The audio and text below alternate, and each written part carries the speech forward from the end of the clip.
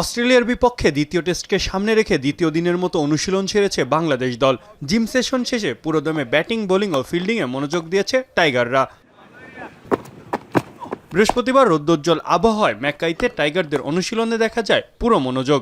সবুজ ঘাসের উইকেটে সেন্টার ফিল্ডে পেস বোলিং কোচ তালহা জুবাইরের সাথে খালেদ আহমেদ, প্রধান নির্বাচক হাবিবুল বাশারের সাথে টেস্ট অধিনায়ক নাজমুল হোসেন শান্তকে দীর্ঘ আলাপ করতে দেখা যায়।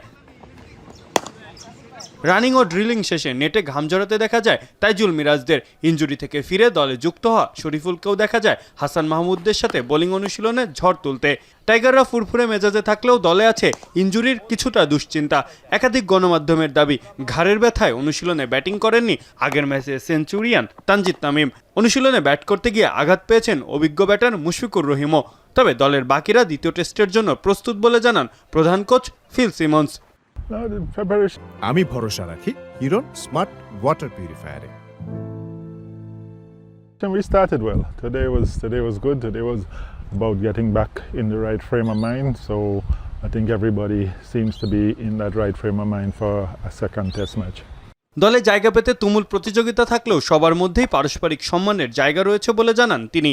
দলের ভালো করার পেছনে এটিও বড় ভূমিকা রাখে বলে বিশ্বাস সিমন্সের। The environment has been good for a long time, and now there's even more respect for each other, which is important, and there's more belief in each other, which is what you want in any dressing room. So that's been very good, and it's the reason why we seem to be playing better every time we play Test cricket. So it's good. The environment is really good.